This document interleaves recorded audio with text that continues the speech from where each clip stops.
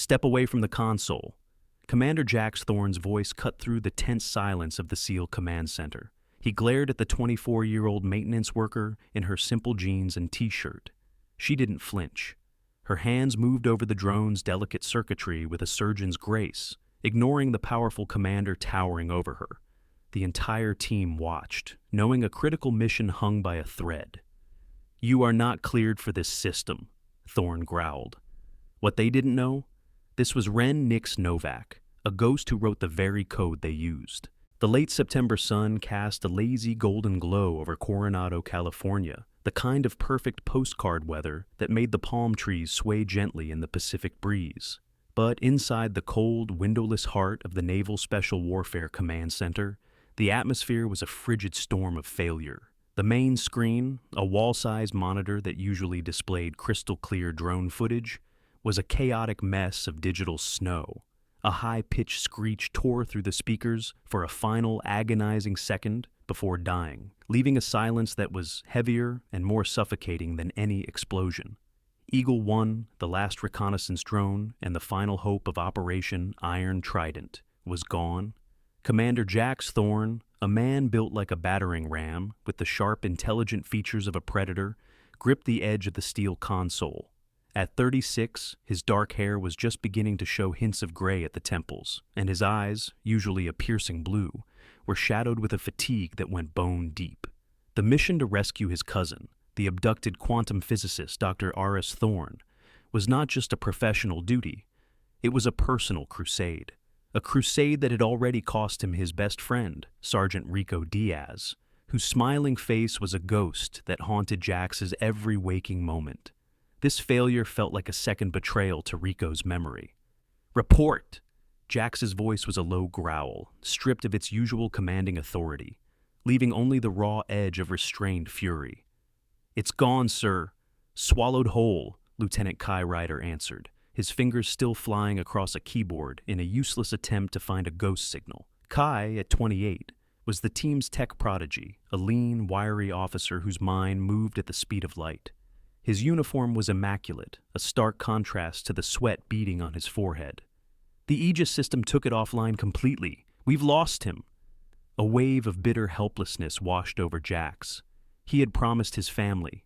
He had promised Rico. And now, all he had was static. His furious gaze swept across the command center, a room filled with the best operators in the world, and landed on a figure that didn't belong. Ren Novak, 24, with the kind of striking classical beauty that seemed out of place amidst the tactical gear and hardened soldiers.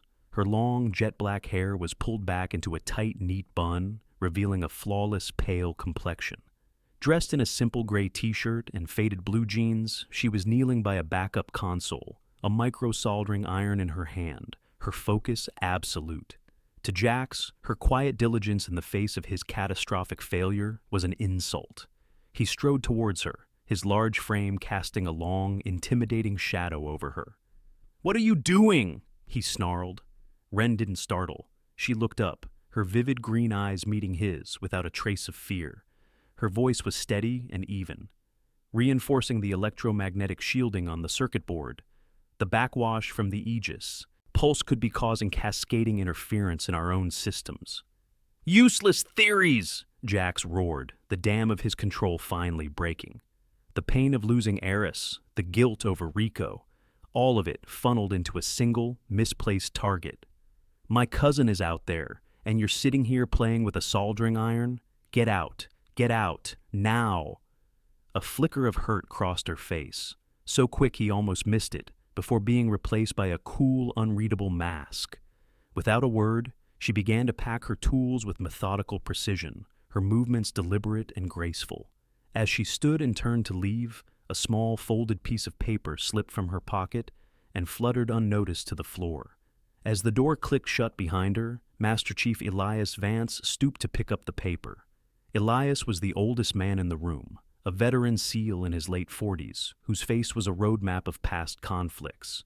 He was quiet, observant, and possessed a gravitas that even Jax respected. He unfolded the paper and looked at the complex hand-drawn schematic of a microcircuit. He walked over to Kai. "You see this? Elias asked, his voice a low rumble. Kai took the paper, his eyes widening as he traced the elegant, impossibly efficient design. This is brilliant, he breathed. The power-to-shielding ratio is unlike anything I've ever seen. It's years ahead of our current tech. Who drew this? Elias nodded towards the door Wren had just exited. She did. Don't let the commander's anger blind you, Lieutenant. Keep an eye on that girl. Meanwhile, miles away in a damp, concrete bunker, Dr. Eris Thorne shivered, though not from the cold. He was a man of science, thin and academic, with glasses perched on his nose and a mind that saw the universe in equations. He was feigning cooperation, typing lines of code into a terminal under the watchful eye of his captors. The cell door opened and a man known only as Helios entered. Helios was deceptively charming, dressed in a tailored suit that seemed absurd in the squalor of the bunker. His smile was predatory. Our patron is most pleased with your work, Doctor. He says your technology will change the balance of power forever. Eris nodded numbly, but his fingers subtly altered a single variable in the code, a tiny flaw, a digital time bomb that only a master could find. He knew Helios was just a pawn. The real enemy, the mysterious patron, was the true ghost in this machine. That night, Sleep was a stranger to the key players of Operation Iron Trident. In his Spartan office, Jax Thorne stared at a framed photograph on his desk. A sun-bleached picture of him, Enrico Diaz, arms slung over each other's shoulders, grinning after a successful training op. The guilt was a physical weight, pressing down on his chest. The door opened quietly, and Elias Vance entered, holding 2 mugs of steaming coffee. He placed one on the desk without a word. Elias's presence was a calming one. His quiet strength had anchored the team for years. He looked at the photo, his expression softening. Anger won't bring Eris back, son, Elias said softly, his voice a low, gravelly comfort. And it won't honor Rico's memory. He sat in the chair opposite Jax. I've seen the best soldiers fall, not to an enemy's bullet, but to their own pride when they dismiss an unexpected piece on the chessboard. Don't let your pain make you that soldier. The words hung in the air, a gentle but firm warning that planted a seed of doubt in Jax's weary mind. Miles away, in the base's secure server room, Kai Ryder was chasing his own ghost. Fueled by coffee and professional curiosity, he ran a deep diagnostic on the comms console Wren had worked on. The results made him lean forward, his eyes wide. The signal clarity had improved by 3.7%, and the power consumption had dropped by 2.1%. Impossible. It defied the manufacturer's specs. He ran the same check on 3 other systems she had logged maintenance on. The results were the same. It was like she was tuning high-performance engines, not just fixing them. He then attempted to pull her personnel file. What he found was even more disturbing, a digital void.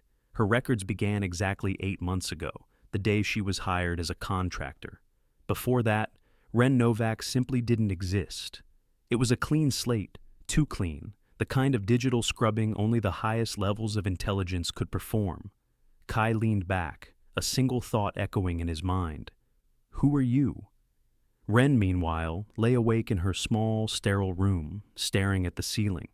The schematic of the Aegis system was burned into her memory. It wasn't just familiar, it was a perversion of her life's work. Her eyes closed, and the past came rushing back. 2 years ago, a state-of-the-art Air Force laboratory. She, a 22-year-old prodigy, was presenting her ghost project. Across from her stood General Marcus Valerius, a man she had idolized. He had a fatherly smile, silver hair, and a chest full of medals, and he had promised her the world. Then came the betrayal, the stage system failure, the international incident. Valerius stood before a military tribunal, his face a mask of solemn regret, and called her a traitor. He had used her own code, twisted and corrupted, to destroy her. He had stolen her soul and sold it to the highest bidder. Ren Nix Novak had vanished that day, content to live as a ghost rather than a pawn. The next morning, the command center was a tomb of silent desperation. The team was assembled, their faces grim.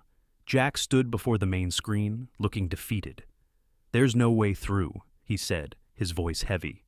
We've exhausted every option. I'm scrubbing the mission. A single clear voice cut through the despair. He always leaves a signature. Every head turned. Wren was standing on a small stepladder in the corner of the room, a screwdriver in hand, ostensibly checking a ventilation panel.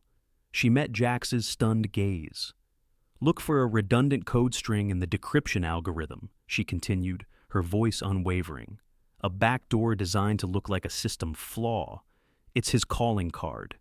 Jax's face darkened, ready to unleash another tirade. But before he could speak, Elias stepped forward, placing a subtle, restraining hand on his commander's arm. "We have nothing left to lose, Jax," he said, his eyes conveying the weight of their conversation from the night before. Jax looked from Elias's steady gaze to Wren's defiant one. Desperation in Elias's words warred with his pride. He made a decision. "Fine," he snapped, his voice sharp as broken glass. "Prove it, the simulation chamber, now. We're connecting it to the Aegis prototype we recovered. This isn't a game, Ms. Novak. If you fail, it sends a live alert. It will broadcast our position to the entire enemy network. The lives of everyone in this base will be in your hands." The door to the simulation chamber hissed shut, encasing Wren in a world of pure data. In the sterile, spherical room, the shy maintenance technician vanished. The woman who stood at the console was someone else entirely. Her posture straightened, her shoulders squared, and a cold fire ignited in her green eyes. She was Nyx, the architect of shadows, and she had come home to reclaim her ghost. In the observation room, the team watched, expecting her to fumble with the joystick controls. Instead, her fingers danced across the keyboard, a blur of motion. A raw command line interface appeared on the main screen, bypassing the user-friendly flight controls entirely. Lines of complex code began to scroll at a dizzying speed, a digital symphony that only a master could compose. "What is she doing?" a young SEAL whispered, baffled. In a darkened corner of the command center, Elias's intelligence team was monitoring the network. A young analyst, a pale, spectacled man named Petrov, suddenly sat bolt upright. "Master Chief," he stammered, pointing at his screen, "look at this. The base's core security protocols. They're rewriting themselves. They're not fighting her, they're assisting her, creating a secure shell around her commands." He stared in disbelief. "She's not hacking our system. She's speaking to it in its native language." Kai watched the code flow, and a jolt of recognition shot through him. The structure, the recursive elegance, the sheer audacity of the algorithms. He had seen it before. In a legendary anonymous theoretical paper he'd studied at MIT, a masterpiece of stealth technology written by a ghost known only as Nyx. "Oh my God," Kai breathed, his professional admiration turning to something akin to reverence. "It's her. Nyx is real." In the simulation, Wren launched the drone. As it approached the glowing red sphere representing the Aegis prototype, a line of encrypted text flashed on her private monitor, a message only she could see. "Welcome back, Creator." Valerius's arrogant signature. At that exact instant, the command center was plunged into chaos. Red lights flashed, and a deafening klaxon blared through the room. "He's got us!" Kai yelled, his screen showing a traceroute algorithm rapidly closing in on their physical location. "He knows we're here!" Wren didn't flinch. A chilling, predatory smile touched her lips. "Good," she whispered to the empty chamber, "because I know where he is now." With a final flurry of commands, she turned the trap into a weapon. She seized Valerius's digital handshake, twisted it, and forced her way back through his own back door. The traceroute on Kai's screen reversed. The Aegis system wasn't a wall anymore. It was a bridge. On the main monitor, a global map appeared, a red line streaking across continents and oceans, finally pinpointing a single fortified villa on the shores of Lake Geneva, Switzerland. A new window opened. Data transfer in progress. Contracts. Bank records. Coded communications. A complete confession of treason, downloading at an impossible speed. The simulation ended. The alarms fell silent. The data transfer completed. The door to the chamber hissed open, and Wren stepped out. The silence in the observation room was absolute. 50 elite operators stared, their faces a mixture of shock, and awe. On the main screen, a live feed from a compromised webcam in Geneva showed the stunned, furious face of General Marcus Valerius as he realized his empire was crumbling around him. Jax Thorne stood frozen, his face pale. He wasn't looking at a maintenance technician. He was looking at a force of nature, a storm he had foolishly tried to dismiss as a light breeze. He had made a mistake of catastrophic proportions. In the tense silence of the command center, Jax Thorne did something no one on his team had ever seen him do. He walked up to Wren, stood at attention, and offered a formal, unequivocal apology. The arrogance was gone, replaced by a profound, humbling respect. "I was wrong," he said, his voice clear and steady for the entire room to hear. "Wren, Ms. Novak, Nix, the command of this operation's technical strategy is yours." With her identity restored, Wren became a whirlwind of focused energy. She and Kai huddled over a holographic map, their minds working in perfect sync. The new plan was audacious. A two-pronged assault. Jax's team would conduct the physical breach to rescue Aris. Simultaneously, Wren and Kai would launch a final, decisive cyber attack from Coronado to dismantle Valerius's network and sever his control over Helios. The night of the mission was electric. Wren sat at the main console, Kai by her side, their fingers a blur on their respective keyboards. The ghost drone, now a true extension of her will, slipped through the enemy's outer defenses effortlessly. "Alpha Team is in position." Thorne's voice crackled over the comms, just as his team prepared to breach the compound walls. Suddenly, the drone's feed froze. A new, impenetrable firewall, written in Valerius's signature malevolent code, slammed down like a digital portcullis.